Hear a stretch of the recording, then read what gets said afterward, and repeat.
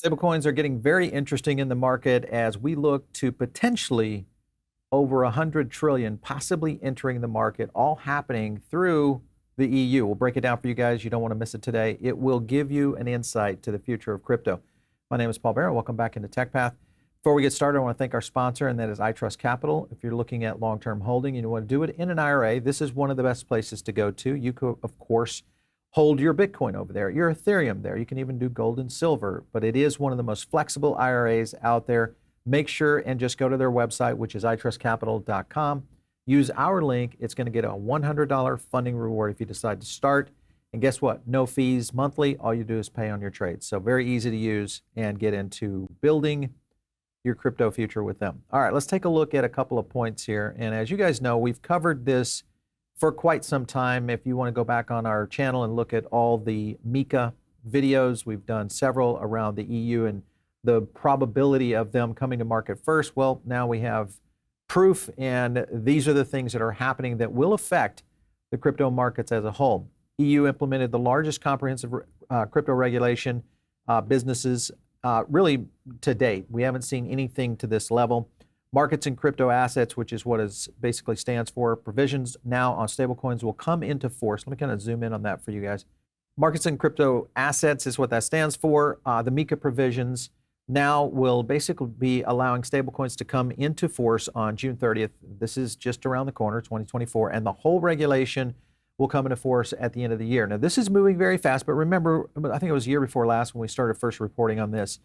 And we've had several interviews with some of the teams over in Europe around what the future of this holds. And this is the thing, when you look at big money moving at the pace in which it's going to be moving into the crypto markets, whether it's through stablecoins, which I think is still the gateway to all of this, this is where things get really interesting. If you look at the timeline here, this was June 23, the publication came out. October 23, their first consultation package, which is where they were looking for changes.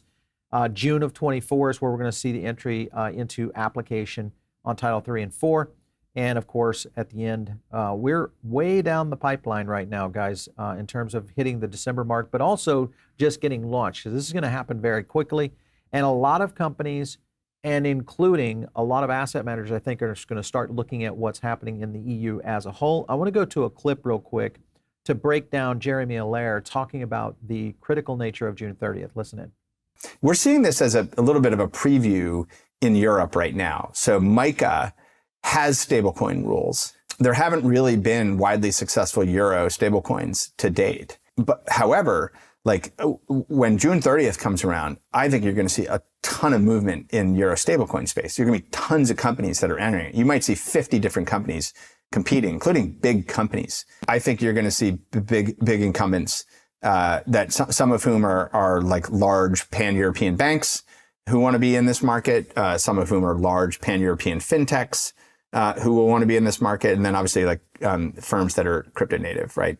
So this is exactly the reason that the United States is scrambling right now to try to chase down what's happening in Europe. Now, there is some early movers, and are some early movers in Europe that are a little bit ahead of the curve here. Let me play this one for you. This will start to explain things. The markets in crypto assets framework is certainly the most comprehensive regulatory framework globally that is adopted. And it will actually enter into application this year in June for stablecoins like us. It's keeping us very busy at Circle. And later at the end of the year for the rest of the crypto industry. From 1 to 10. How prepared is the French crypto industry, would you say, for MiCA? What's the feedback you're hearing? What I can say is that the French industry is more ready than in another member states of the EU, because there was a regulation before MiCA that actually inspired MiCA. There is a regulation for French markets since 2019. For those who are not regulated today, the entry into application is a really urgent issue. Expected, unless you are already regulated in France, for example, and in some other member states, it depends on the member states, you have to be compliant at the end of December to be able to provide your services in the EU. We expect lots of files to come on the desk of French regulators. So France clearly a first mover, and the likelihood of we're going to see a lot of companies that start to kind of align around what's happening in France as a first mover, and most likely one of the EU states that will be a little bit more receptive of these companies as they start to build out a new framework for the monetary system inside the EU around MiCA. I want to go to this next clip because this talks about Coinbase and their partnership inside France. Listen in. It has been, widely shared that Coinbase has chosen Ireland as its MiCA hub. So as an American firm, I tell you, being in Europe where we have legal certainty and we're going to have the entry into force of MiCA, that is different to what we're kind of used to back home. But I want to be really clear, we don't foresee just having one single kind of like place in Europe. We will continue to be very present in France and to tailor our app here, and we look forward to growing market share. It's actually our fourth largest market globally. So France is very, very important for Coinbase. Writing on the wall, Coinbase is going to be creating, I think, a much bigger representation inside of France. And I want to go into why this is so important, because this is the thing that really starts to shift the dynamics around crypto in general. And I think a lot of people here in the US kind of already get this, but it's funny that the innovation is happening offshore right now. This is a good example of, just to give you a framework, this is Visa. Key metrics right now around 2.4 trillion in total transaction volume. Let me zoom in on that one for you. That's the last 30 days, okay?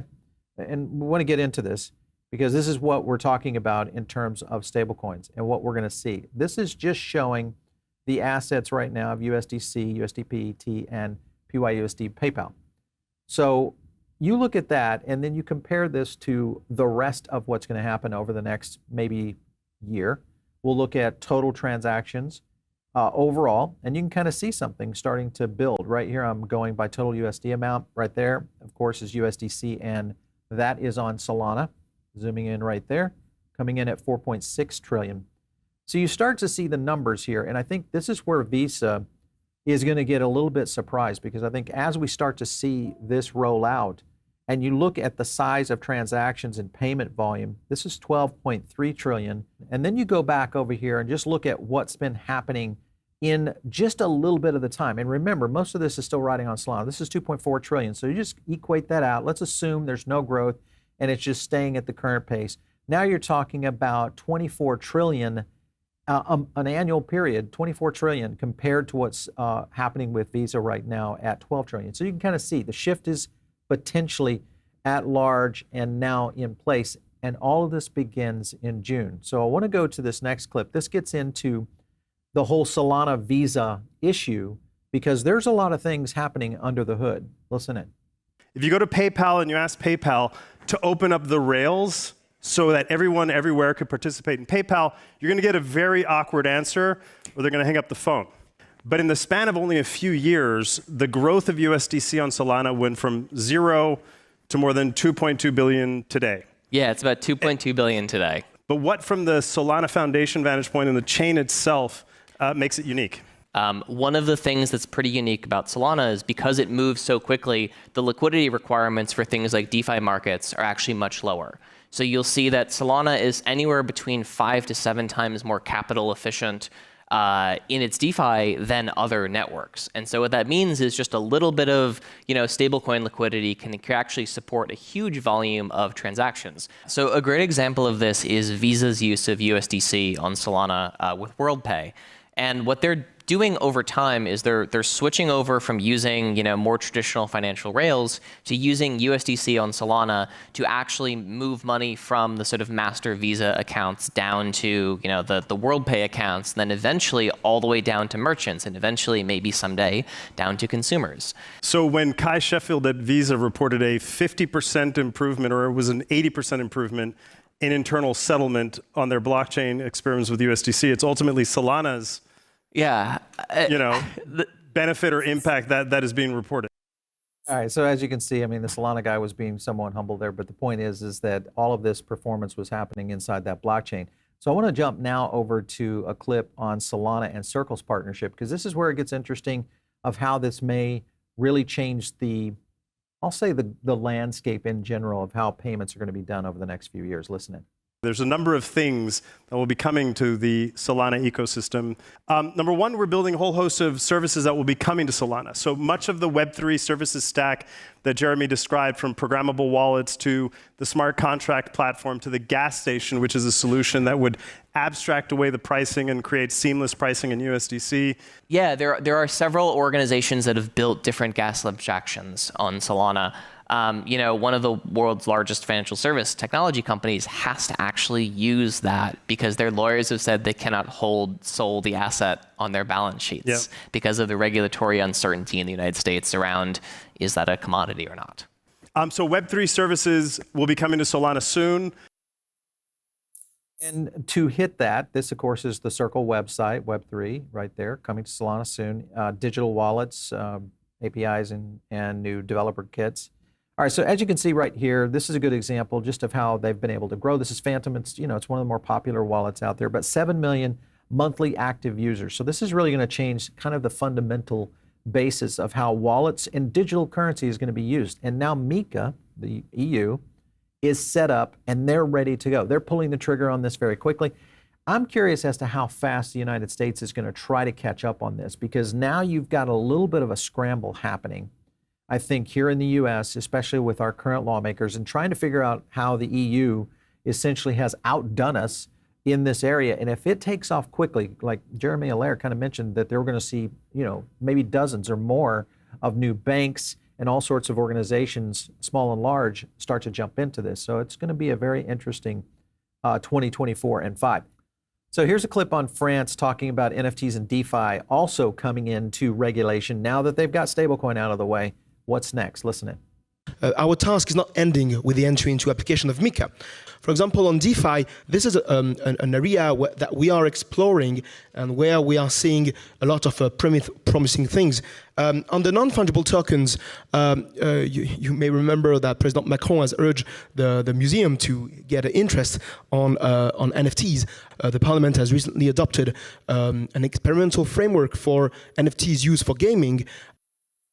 It's coming. This is the format, I think, and maybe France is going to be one of the first movers again on this. And if we start to see that kind of integration, can you imagine the uptake, especially as MiCA, because they've talked about the regulatory alignment for NFTs and kind of the future there. So it's coming right behind it. I anticipate we're going to see some pretty significant changes here in the next 6 months. The other thing that's kind of interesting is the pressure and pushback that we're continuing to see on Apple. Now, Apple's important because the fundamental nature of how mobile devices and the use of digital wallets, NFTs, all those things have hit and met with a barrier around Apple. Here's Tim Sweeney, of course, over from Epic Games. Fantastic news, makes iOS store competition in the EU relevant. iPad, this is talking about the iPad, who Apple previously intended to freeze out of the access. A new fantastic move on the EU Commission, opening the markets in competition. Mainly what they're saying is they're designating the iPad OS as a gatekeeper under these new digital market apps, which is the one problem that Apple has today of being able to open that up because they're a closed ecosystem. So that continues to push very hard on what Apple's position, because remember, mobile is going to be huge in terms of use case. So let's listen to this next clip talking about the EU versus Apple. This is around the iPad. It's been added to a list of products that fall under the EU's Digital Markets Act. It means that Apple now has 6 months to make changes to comply with a new set of rules. I mean, this is just another headwind thrown in the side for Apple. Yeah, so the DMA wants to make sure that if you want to download apps, you don't have to go through the App Store. You can go outside the ecosystem. What can turn the iPhone sales story around beyond China, if at all? Yeah, that's not going to happen this year or even next year.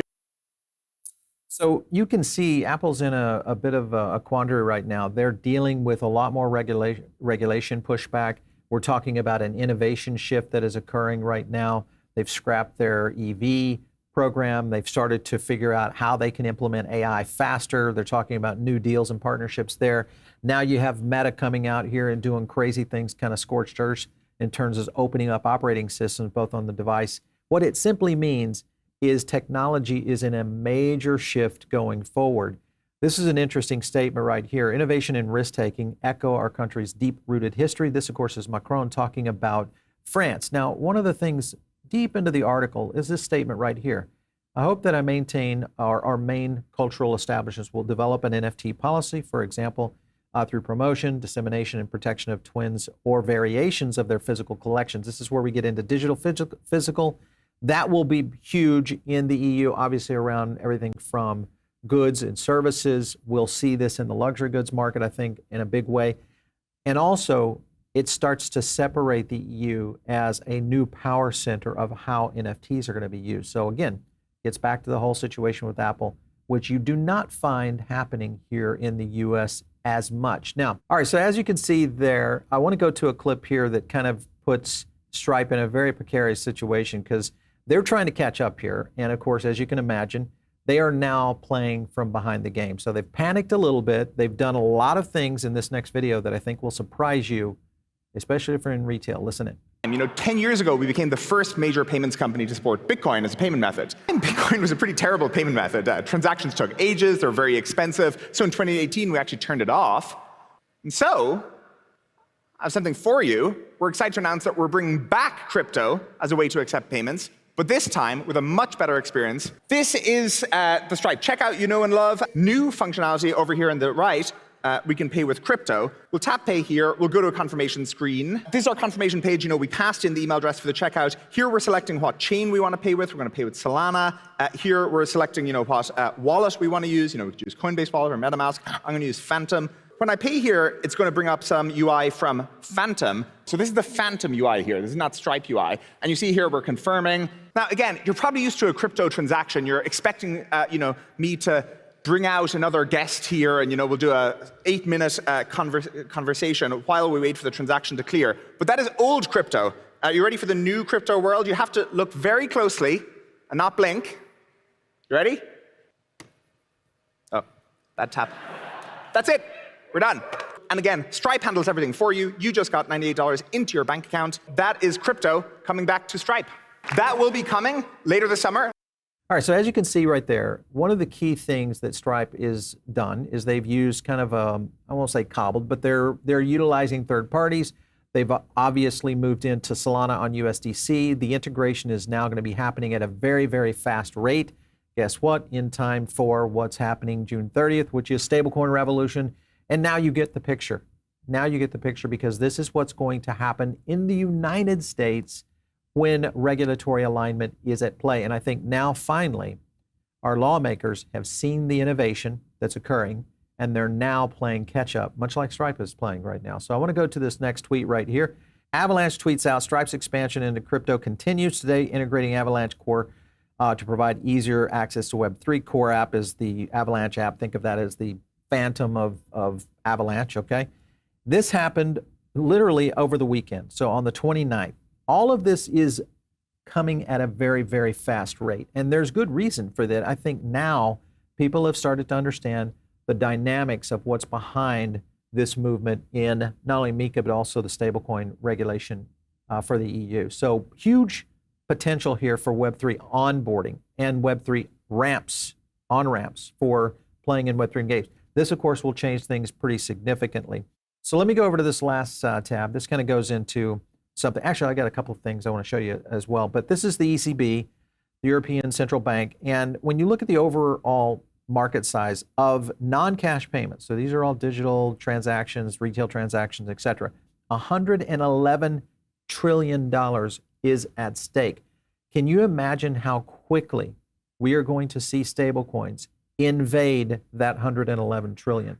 That's the point that we're talking about. Here's contactless payments at $500 billion, transactions processed by retail payment systems, 23 trillion. You get the picture. Further down in the article, they go into a little bit of the card payments. This is the number of contactless card payments initiated by physical electronic funds transfer, point of sale, terminal around 24%, 20.9 billion compared to the first half of 2022. So it's growing. Further in the article, at the end of 2023, the total number of point-of-sale terminals increased by 13% to almost 20 million, compared to the number at the end of the first half of 2022. Of these terminals, 83% accepted contactless transactions. So we have to consider how this is going to apply into contactless payment, meaning mobile app, which we've seen already an invasion of mobile app usage. And I think that is really the future of where most of these transactions are going to occur. And the key here is how retailers are going to be able to implement this. One of the platforms that we're watching right now is EffiCent. This is a mobile-first wallet, cash-out ramp, and point-of-sale super app, we'll call it. And the key here with it is it's Stripe-enabled, it's Solana and EVM compatible for blockchains, and it's a point-of-sale. Interesting is the way that it actually runs settlement. If you can kind of see, there's a lot of redundancy that's built into this system. That's showing the Saga. I thought that was kind of interesting. Showing the Saga phone as the point-of-sale terminal. Also showing BLE, which is Bluetooth Low Energy. Different types of low-RAN devices, which could run off of a Helium network, as well as traditional AWS and traditional internet connectivity. So point being, a lot of redundancy here for this. Now this next clip gets into how this is going to play out, because this gets interesting, because the key here is how fast is the adoption. With MiCA opening up the gates, how fast is the adoption? Listen in. EffiCent is a wallet and a point-of-sale super applications that combine traditional finance with Web3 services. The merchant will have the point of sale and will create a QR code with the amount. They input all the information about the purchase and they create a QR code. Meanwhile, in the wallet, they just will scan the QR code and it will show all the details of the purchase. We will pay and show the gas fees and the transactions. We will sign through biometrics or PIN code, and the transaction is complete. Here on the point of sale, you can print the receipt, when you can see all the information about the transactions to give it to our client. Has the information and a QR code. This QR code would lead us to the Explorer so we can check all the transactions. And we decided to create this because in Latin America, 68% of the transactions are cash. So very big development here for point of sale, especially tied to crypto, especially tied to blockchain. And the key here is going to be how do you expand it? Because remember, in blockchain, there's a lot of modules, dApps, that are out there. The potential for this becomes really infinite. And this next clip goes into how they're applying these modules within the Solana ecosystem. Listen in. The main idea is to have customizable modules for each business. Now, we have a Jupiter module. If your client has Bond, Blaze, or any SPL token, with the Swap on Payment module, select the source token and receive USDC through Jupiter Swap and Solana Pay. With the tipping module, send any payment request by email and just wait for it to be paid by the client. The payments will be reflected live on the dashboard. This is the Wormhole module. You can receive cross-chain payments directly from AVAX, Ethereum, or Polygon directly to Solana. And lastly, we have the traditional finance module where you can receive payments via credit cards links and manage your inventory directly with Stripe services. And we remove all the guesswork with our own generative AI service. Just input a description and it will select the settings for you. All right, so many of you probably know nothing about running a retail business, but if you're in retail, restaurant, hospitality, anywhere where you're taking a lot of transactions, you know what's up. And what I mean by that is the fees, the problems, the settlement, meaning you getting your money, all of that I think is about to change. And if we see this kind of deployment of not only hardware, software, blockchain, settlement, and a monetary system, this is a revamp. This is a huge revamp. And right now, the EU is in the middle of leading the way. So it's going to be one to watch for sure. You guys make sure and stick around right here. We'll get into more of this as we dive further into what things are happening, not only within Europe, but also I think here in the United States with our own stablecoin bill adoption, hopefully this year. If you're not in the Diamond Circle, get in right now. It's a great place to get additional content. Make sure and follow me on X @Paul Barron. We'll catch you next time right here on TechBath.